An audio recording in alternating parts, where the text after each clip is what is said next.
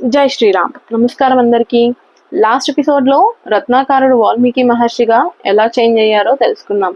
మరి ఈ రోజు ఎపిసోడ్లో అసలు రామాయణం ఎలా మొదలైంది, వాల్మీకి మహర్షి రామాయణం ఎందుకు రాయాల్సి వచ్చింది అనేది ఈ వీడియోలో తెలుసుకుందాం. మరి మన రామాయణం మొత్తం 24,000 శ్లోకాలతో రాయబడింది. ఒకరోజు వాల్మీకి మహర్షి తపస్సు చేస్తున్నప్పుడు ఒక క్రౌంచపక్షి దంపతులను చూశారు. ఆ సమయంలో ఆ జంట పక్షుల్లో ఒక పక్షిని వేటగాడు చంపేశాడు. వాల్మీకి అది చూసి చాలా బాధ కలిగింది.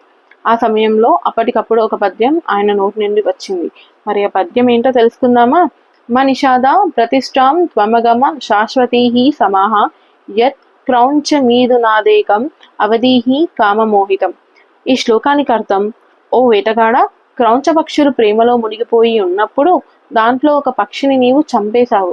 దానివల్ల నీకెప్పటికీ స్థిరమైన కీర్తిని పొందలేవు అని చెప్పారు. ఇది ప్రపంచపు మొట్టమొదటి శ్లోకం, ఆది కవిత్వానికి పునాది. ఆ తరువాత బ్రహ్మదేవుడు ప్రత్యక్షమై శ్రీరాముని జీవితం గురించి రచించమని వాక్యానుగుణంగా ఆశీర్వదించాడు. అలా వాల్మీకి రామాయణం మొదలైంది.